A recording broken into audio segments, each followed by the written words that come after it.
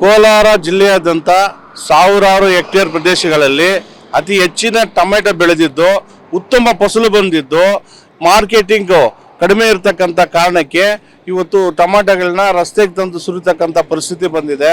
ಸುಮಾರು ಒಂದು ಎಕರೆಗೆ 2 ರಿಂದ 2.5 ಲಕ್ಷ ರೂಪಾಯಿ ಖರ್ಚು ಬರುತ್ತೆ ಬೆಳೆ ಬೆಳಿಬೇಕಂದ್ರೆ. ಅಷ್ಟೊಂದು ಕಷ್ಟಪಟ್ಟು ಸಾಲ ಮಾಡಿ ಬೆಳೆ ಮಾಡಿ ಮಾರ್ಕೆಟ್ ತೊಗೊಂಬಂದರೆ ಮಾರ್ಕೆಟಲ್ಲಿ ಖರೀದಿ ಮಾಡಿರ್ತಕ್ಕಂಥವರೇ ಇಲ್ಲ. ಇಲ್ಲಿ ಮಾರ್ಕೆಟಲ್ಲಿ ಸುಮಾರು ಅಂದರೆ ಸ್ಥಳದ ಅಭಾವ ಜಾಸ್ತಿ ಇದೆ. ಸುಮಾರು ವರ್ಷಗಳಿಂದ ಹೋರಾಟ ಮಾಡ್ತಾ ಇದ್ದೀವಿ. ಕೋಲಾರ ಜಿಲ್ಲೆಗೆ ಏಷ್ಯಾದಲ್ಲಿ 2ನೇ ಸ್ಥಾನ ಪಡೆದಿರ್ತಕ್ಕಂಥ ಮಾರ್ಕೆಟ್ಗೆ ಕನಿಷ್ಠ ಒಂದು 100 ಎಕರೆ ಜಾಗ ಕೊಟ್ಟು ಒಳ್ಳೆ ಮಾರ್ಕೆಟ್ ಅಭಿವೃದ್ಧಿ ಮಾಡಿ ಅವಕ ಬಂದಾಗ ಮತ್ತು ಅವಕ ಆಚೆ ಹೋಗ್ಲಿಕ್ಕೆ ಅನುಕೂಲ ಇಲ್ಲ. ಸಮಯಕ್ಕೆ ಲೋಡ್ ಆಗಿ ಸಮಯಕ್ಕೆ ಆಚೆಗೂ ಹೋಗ್ತಾ ಇಲ್ಲ, ಮತ್ತು ಇಲ್ಲಿ ಗ್ರಾಹಕರು ಹೆಚ್ಚಿಗೆ ಬರ್ತಾ ಇಲ್ಲ. ಇಂಥ ಕಾರಣಗಳಿಂದ ಇಲ್ಲಿ ಟೊಮಾಟೊ ಬೆಲೆ ಗಂಭೀರವಾಗಿ ಕುಸಿದಿದೆ. ಒಂದು ಹೆಚ್ಚಿಗೆ ಬೆಳೆದಿರೋ ಕಾರಣನೂ ಅಂತ ಹೇಳ್ತಾ ಇದ್ದೀವಿ.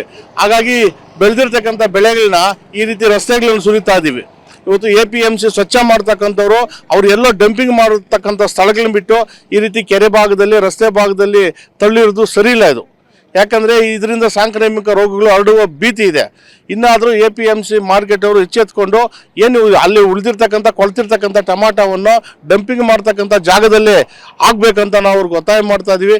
ಜೊತೆಗೆ ರಾಜ್ಯ ಸರ್ಕಾರ ಏನಿದೆ ಇವತ್ತು ಈ ಕೋಲಾರ ಜಿಲ್ಲೆಯ ರೈತರ ಬೆನ್ನಿಗೆ ನಿಂತು ಕನಿಷ್ಠ ಟೊಮಾಟೋಗೆ ಒಂದು 15 ರೂಪಾಯಿ ಬೆಂಬಲ ಬೆಲೆ ಕೊಡಬೇಕಂತ ನಾವು ಸರ್ಕಾರನ ಒತ್ತಾಯ ಮಾಡ್ತಾ ಇದ್ದೀವಿ.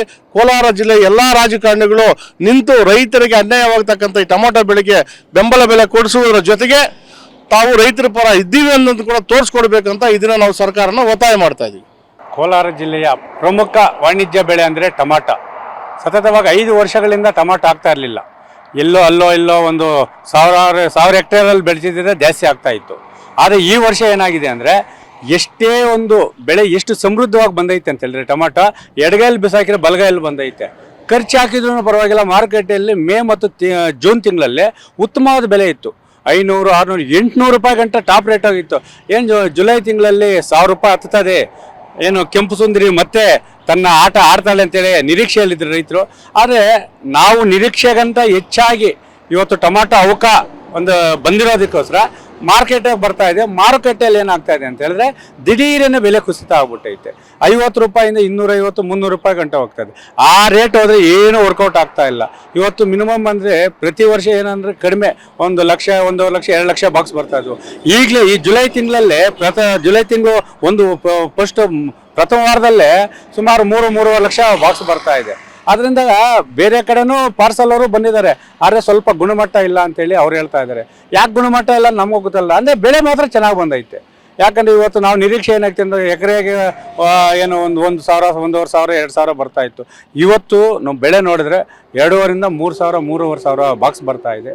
ಆದರೆ ಸಹ ಈ ಬೆಲೆ ಕುಸಿತದಿಂದ ಇವತ್ತು ಹಾಕಿದ ಬಂಡವಾಳ ಕೈಗೆ ಸಿಗ್ತಾ ಇಲ್ಲ. ಅಂದರೆ ಇವತ್ತು 15 ಕಿಲೋಮೀಟ್ರು ಸಾಗಾಣಿಕೆ ಮಾಡಬೇಕಾದ್ರೆ ಒಂದು ಬಾಕ್ಸಿಗೆ 30 ರೂಪಾಯಿ ಕೊಡಬೇಕಾಗ್ತಾ ಇದೆ. ಇನ್ನು ಕಾಮಸಮುದ್ರದಿಂದ ಇಲ್ಲಿಗೆ ತೊಗೊಂಬರ್ಬೇಕಾದ್ರೆ 50 ರೂಪಾಯಿ ಕೊಡ್ತಾರೆ. ಅವ್ರಿಗೇನೂ ವರ್ಕೌಟ್ ಆಗ್ತಾಯಿಲ್ಲ. ಅದರಿಂದ ಏನಾಗ್ತಾ ಇದೆ ನಮಗೆ ಇವತ್ತು ಟೊಮಾಟೋಗೆ ಬೆಲೆ ಸಿಗ್ತಾ ಇಲ್ಲದಕ್ಕೋಸ್ಕರ ರೋಡ್ಗಳಲ್ಲಿ ಸುರಿಯುವಂಥ ಪರಿಸ್ಥಿತಿ ಇದೆ. ನಾವು ಕೇಂದ್ರ ಸರ್ಕಾರ, ರಾಜ್ಯ ಸರ್ಕಾರ ಇವತ್ತು ಮಾವು ಬೆಳೆಗಾರರ ರಕ್ಷಣೆಗೆ ನಿಲ್ತಂಗೆ ಇವತ್ತು ಟೊಮಾಟೊ ಬೆಳೆಗಾರರ ರಕ್ಷಣೆಗೆ ನಿಲ್ಲಬೇಕಾದ ಪರಿಸ್ಥಿತಿ ಇದೆ. ನಾವು ಕೇಳ್ತಾ ಇರೋದು ನೂತನ ಸಚಿವ ಸಂಪುಟದ ಮುಖ್ಯಮಂತ್ರಿಗಳನ್ನ ಒತ್ತಾಯ ಮಾಡ್ತಾ ಇದ್ದೀವಿ. ಕನಿಷ್ಠ ಟೊಮಾಟೋಗೆ ಒಂದು 20 ರೂಪಾಯಿ ಆದ್ರೂ ಬೆಂಬಲ ಬೆಲೆ ಘೋಷಣೆ ಮಾಡಿದರೆ ಇವತ್ತು ಸಂಕಷ್ಟದಲ್ಲಿ ರೈತರ ರಕ್ಷಣೆ ಮಾಡ್ಬೋದು. ಅದರ ಜೊತೆಗೆ ಮಾರ್ಕೆಟ್ ಜಾಗದ ಸಮಸ್ಯೆನೂ ಆ ಜಾಗದ ಸಮಸ್ಯೆಯಿಂದನೂ ಬೆಲೆ ಕುಸಿತ ಆಗ್ತಾ ಇದೆ. ಯಾಕಂದರೆ ಮಳೆ ಬಂದರೆ ಲೋಡು ಅನ್ಲೋಡಿಂಗ್ ಆಗ್ತಾ ಇಲ್ಲ. ಏಷ್ಯಾದಲ್ಲಿ 2ನೇ ದೊಡ್ಡ ಮಾರುಕಟ್ಟೆ ಇದು. ಸುಮಾರು ಅಂದರೆ ಬಾಂಬೆಗೂ ಹೋಗ್ತದೆ, ಕಲ್ಕತ್ತಾ ಹೋಗ್ತದೆ, ಹೊರಗಡೆ ಶ್ರೀಲಂಕಾ ಅದೆಲ್ಲ ಹೋಗ್ತದೆ ಕಾಯಿ.